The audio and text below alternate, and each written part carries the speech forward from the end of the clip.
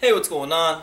It's your boy BT, and I came here to talk some boxing with the thousands of True School Sports subscribers. Now, word to my brethren in America, word to my brethren in the UK, and all around the world. Hope you're having a great day as you're watching this video. Now, Eddie Hearn, Deontay Wilder, Anthony Joshua, Shelly Finkel. We've been talking about it, and we're going to continue talking about it because it's the hottest topic in boxing right now, and something that you guys really want to hear about. So we're going to keep talking about it now. Eddie Hearn recently did his customary interview with IFL TV and Kugan Cassius, so big shout out to IFL and Kugan Cassius, doing great work as always. To talk about all this backlash, all this stuff that's been coming out with Wilder and Finkel and the WBA and Povetkin, and just everything in regards to that. So I actually, we're gonna go through the interview, some things he said, and we're gonna break down. We're gonna systematically break down what it is that is not allowing this fight to happen. Okay, so let's get to it. In the interview, Eddie Hearn said that their offer was made from Deontay Wilder, not his team, and he's referring to the $50 million. That it was made from Wilder, it wasn't made from his team. Eddie wanted a contract, and he requested one from Shelly Finkel, and basically they said that they would not give him. Show him the contract until he agreed to the fight. So that's kind of ass backwards. Eddie's like, no, we're not doing that. We've hashed that out here on this channel. But for the sake of this video, it is worth restating. Like they teach you in school. You got to restate the questions and answers. So there's that. Then new details that Eddie Hearn reveals in the interview. Eddie's dad, Barry Hearn, his father, who was a good promoter in his day. Barry Hearn met with Shelly Finkel for the first time, and they were talking about making the Wilder-Joshua fight happen on September 15th at Wembley Stadium. Now, what happened was Finkel and Wilder and their side of it, according to what Eddie said, he said that they took a month to come back and respond.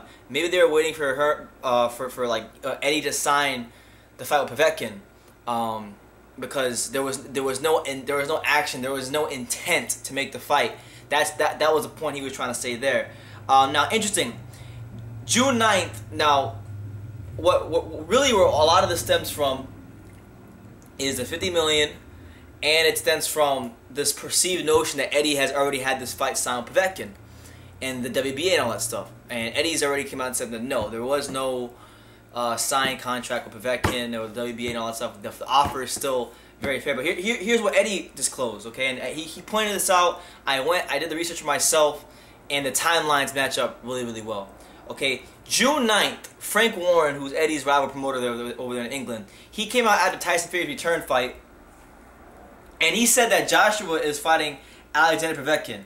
Now, that was June 9th, okay? The first report we ever got of Wilder agreeing to terms, that we the public got, was June 11th, okay?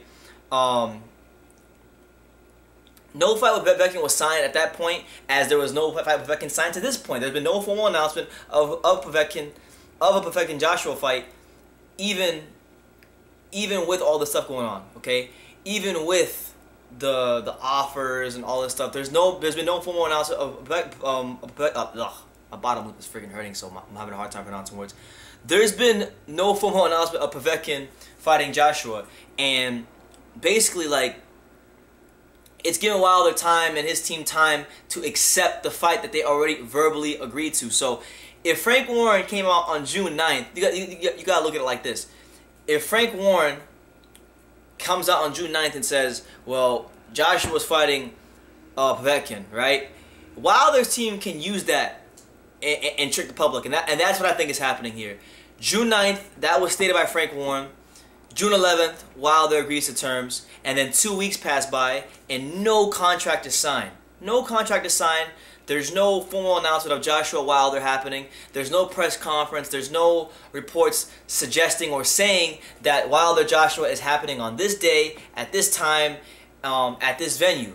So all we had was hearsay and verbal agreements, which at this point in the game, doesn't mean shit. Quite frankly, it doesn't mean anything. Excuse my language, but it doesn't mean anything. It really doesn't mean anything.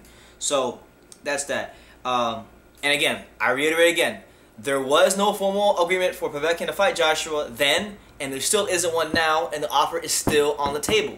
Okay, so there's that. Now, not too long ago, Canelo versus Golovkin, the rematch, got finalized for September 15th. Eddie Hearn, being smart, knows that it's not best for the event to try and compete with Canelo Golovkin because it's gonna take away a lot of fans because you got Mexico, we got the Mexican fans that they make up a huge demographic of who buy pay-per-views in boxing. So, now he's looking at October or November, and he needs time to speak to venues. He's needed time to speak to venues, like at Principality Stadium, Wembley Stadium, the big venues over there in the UK. So there's that. Hearn also stated that if they were even to accept terms, that it would be in October or November, and he made this very known to Shelly Finkel. So Shelly Finkel, and the powers that be in Deontay Wilder's camp, they know that if they were to accept the fight with Anthony Joshua, that it would take place in October or November. Eddie Hearn confirmed to Shelly Finkel that AJ's next fight would be with Deontay Wilder. And that's what it was. So they know the details. The reason that is important is because they know the details, they know the terms. Eddie Hearn was being transparent with them. If you go watch the IFL TV interview, watch the body language, man.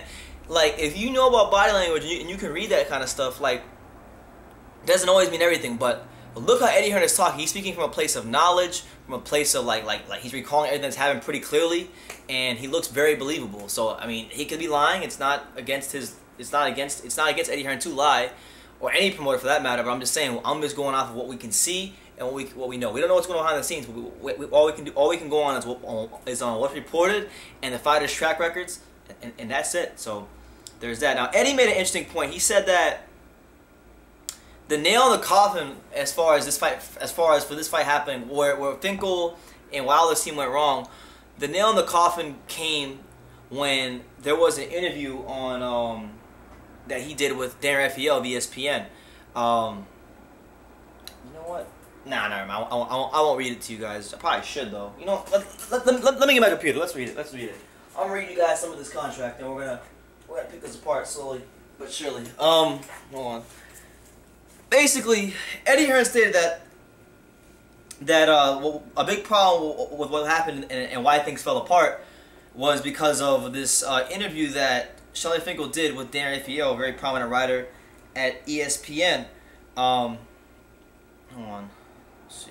Let's pull it up here real quickly. Shouldn't take too long.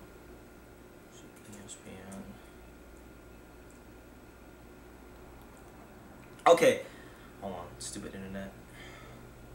Internet's tripping right now. Hold on. But yeah, it's this article that really put a big nail in the coffin of this fight. Bear with me right now, guys. Hold on. Bear with me. My computer dies here. Gotta make sure everything's squared away. See, I'm gonna read you guys this article, and we're gonna get into that. Let's see. Load up, damn it.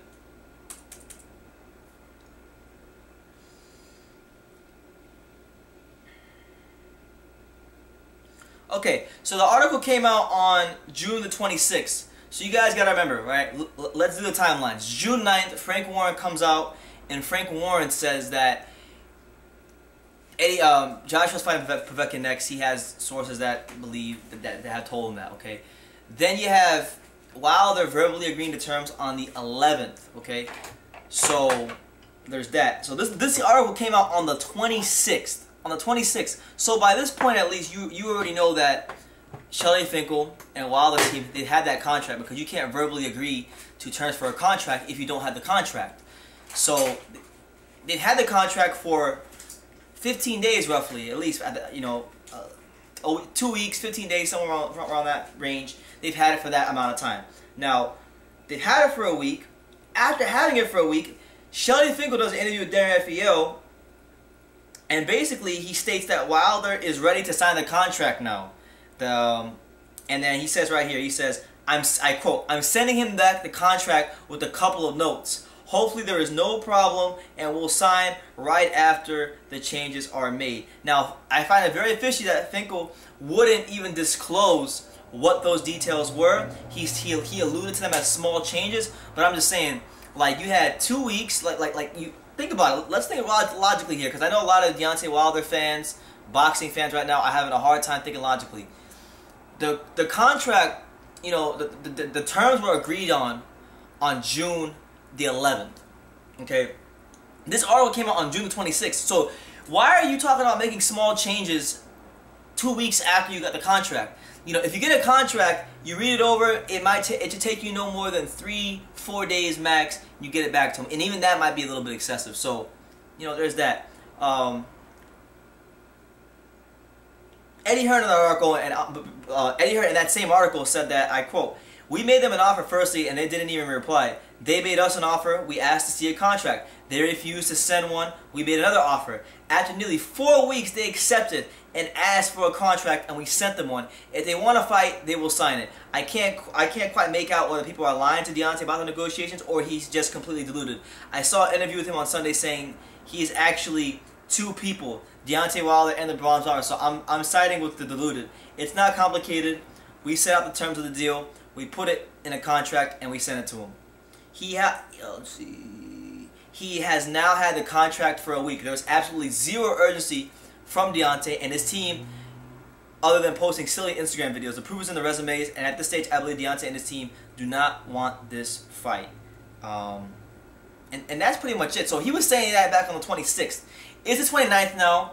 The IFL interview came out, I believe, yesterday. It's on the 28th. So, you know, Eddie has remained consistent. Y'all want to slag him off. Y'all want to criticize him, saying that he, you know, is this, he's that, he's a liar. You know, he's lied about things before. Every promoter has lied about things. But I'm saying in this regard right here, he seems to be pretty consistent in what he's been saying. And the crazy thing is, like, you can't get mad at him if he continues and continues and continues making offers. Even since this same article right here came up, he still is trying to make the fight happen, you know. First of all, back in, I believe, April or May, when I made those videos about the initial $12.5 million offer, I mean, he increased from 12.5 to 15, so that's a $2.5 million increase in the flat fee.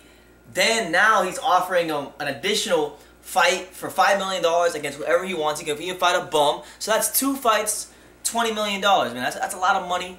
That's a 10-figure plus, or not 10-figure, 8-figure plus pay increase for Deontay Wilder from his career high payday, and he still won't take the fight for the Undisputed Championship. So, you know, there's words and then there's actions, okay? I'm hearing a lot of words from Deontay Wilder's team. I'm hearing a lot of words from Eddie Hearn's team. But guess what? The only side of this I'm really seeing any actions in regards to making the fight happen is Eddie Hearn's team. They're the ones making the offers. They're the ones trying to make the fights happen. They're the ones that, you know, if we look at resumes and we compare resumes, and I hate to do this to you Wilder fans, but let's keep it straight here on True School Sports. You know, Anthony Joshua is the one that he hasn't even had 22 fights yet. He's fought Joseph Parker, one of the top heavyweights in the world. He fought Vladimir Klitschko in his 18th, 19th fight, all-time great heavyweight. He fought the Dillian Whites, Dominic Breazeale. The same Dominic Breazeale that Deontay Wilder's going to fight right now in his 41st fight. Anthony Joshua fought that same guy for his first title defense. The same Eric Molina Deontay Wilder fought early in his title reign, Joshua fought in one of his title defenses. So you're seeing higher quality opposition at a much earlier stage in his career. And on top of that, you know, if you go back and you were to look at the guys Joshua and Hearn have had to pay for these fights, they have consistently overpaid fighters. Just from the Martin fight all the way to Parker, overpaid fighters. Martin got like, what, $4 million, $4 or $5 million to fight Joshua. We all know Martin wasn't worth no $4 or $5 million. You know, the guy won a world title because a guy broke his freaking ankle, pretty much. So he wasn't a $4 or $5 million fighter, but they had the confidence to put the money up that AJ beat him, and they took those calculated risks to get AJ to where he is now. And you have to recognize that. You may not like it, but you gotta respect it, and you damn sure must recognize it, because that means something. That means something in the whole context of what's going on, because track records mean something. They do mean something, because that's likely what they're going to do now. Wilder's career high payday is no higher than $3-4 million. Eddie Hearn's offering him 15 to fight for the Undisputed Heavyweight Championship of the world, something that he's been saying his whole career that he wants to fight for. Something that he's been saying his whole career that, you know, I want to unify, one face, one name, one champion, Deontay Wilder. And now it's in front of him. All he has to do is sign the dotted line, train, get his ass in that ring, and do what he's done to every man that stepped in that ring with him, and that's knock their ass out straight up. So it comes down to confidence, and I don't really think it's Deontay Wilder holding up the fight. I'll be honest with you. I troll. I play around with you Deontay Wilder fanboys because y'all get emotional, but truthfully, I don't think it's Wilder. I really think it's Shelly Finkel. I think it's Shelly Finkel that's holding this fight up because, you know, think about it too, right? Like Wilder has more managers and people and advisors and whatnot behind him than Kugan Cassius does in that. Then Kugan Cassius has views on that one IFL interview he did. I mean, he had a lot of people sticking their hand in the pot for his money. So there's a lot of people with vested interests with Deontay Wilder. See, with Joshua, there's just Eddie Hearn and the people, and that's it. There's really Eddie Hearn. That's it. Eddie Hearn and his trainer, and that's really it. The difference between, and you guys gotta understand this. Whether you like Joshua, hate Joshua, like Wilder, hate Wilder, you gotta be able to take yourself from whoever you may or may not like, and you gotta look at the situation objectively. Okay. We know, and I'm going to use this example. This is a good example. Eddie Hearn in matchroom boxing, what he's proven from what I can see at least, he's proven to be a promoter that the fighters don't work for him. He works for the fighters, and that's the way it's supposed to be. Okay, Wilder is with Al Heyman. Al Heyman is not a formal promoter, but really the fighters really work more for Heyman. Truth be told, in most cases, unless you like someone like a Danny Garcia or even a Leo Santa Cruz. But other than guys like that, you know, you're really working for Heyman if you're not one of those top guys. And Wilder is a top guy, but you know, he's the B side in this scenario. You're only going to make those big fights with Heyman if Heyman is the A side. And there's a lot of people that are blocking this fight from his side of things. And Eddie Hearn has proven to be a guy that works for the fighters. I mean, let's look at it like this. Y'all wanted Kell Brook to come down from 160 to fight Errol Spence at 147 and defend the IBF strap. Y'all were saying if he didn't duck, I mean, even I made a video saying if he doesn't defend that belt against Errol Spence, I would have considered a duck because Errol Spence had earned his way rightfully to be his mandatory, and it's a fight that he talked about and he needed to honor. He honored it, he lost. But, and many of you may have selective memory, may have forgot this, but like, it was against Eddie Hearn's best wishes. Eddie Hearn did not want Kell Brook to fight Errol Spence Jr. It's only because Kell Brook told Eddie Hearn, hey, I want to defend my belt against Errol Spence, that Eddie Hearn went through and made the fight. So you got to give credit where credit is due. Eddie Hearn works for his fighters, okay? That's why they're doing well and they're winning and they're doing good for themselves. This is the same Deontay Wilder, right? And the same people who are turning all this stuff down and saying that this offer is bullshit and whatnot. These are the same people where Wilder had a chance to go fight a guy that, personally, I think he would mop the floor with and beat pretty soundly in Dillian White. They offered him a career-high $4 million payday to go to the UK prior to any of this, and he turned it down. So the people that were running his career back then are still the same people that are behind him now, and that's why this fight's not happening. Okay, so let's just get that cleared. Let's get that cleared up. Let's see what do we got here. Another thing people fail to understand too is like, you know, people are saying, well, why is the Povetkin fight happening? I can't understand it. You know, Wilder said he'd go to the UK. Wilder agreed to terms. Wilder did this. Wilder did that. But what Wilder didn't do is, you know, let me see. We got one around here. I might have one in my backpack. Let me see if I got one in my backpack. Wilder did a lot of things, but let's see, I don't have one. But yeah, Wilder did a lot of things, but he didn't get that pen and sign the contract. Oh, wait, never mind. Yeah, here it is. Wilder did a lot of things, but one thing he forgot to do was pull out one of these, okay? And so did his team. They forgot to pull out one of these and sign the dotted line and make the fight happen for myself, for you, and for all the fight fans at large. So that's why the fight's not happening. And another thing people fail to understand is like, after Joshua, because you gotta remember this. Remember everything in its context. Joshua fought Parker, and that was a unification fight. So generally speaking, we know that in boxing, after a unification fight, a fighter's next fight is either one of two things, always, and it's always this way because you don't see back-to-back unification fights, rarely ever.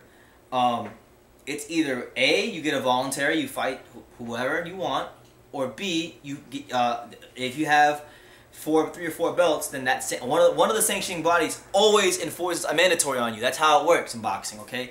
Now the WBA, roughly about, I'm gonna say in April, not too long after the Parker fight, they were already talking. There was chatter going on about Povetkin versus Wilder, but it's been Eddie Hearn, it's been Matchroom Boxing that has been pretty much like, they've been the ones that have been putting off the Povetkin fight to try to make this fight happen, and Eddie Hearn has had to get exemption after exemption after exemption from Gilberto Mendoza, and that was also confirmed by Gilberto Mendoza, the president of the WBA himself, recently.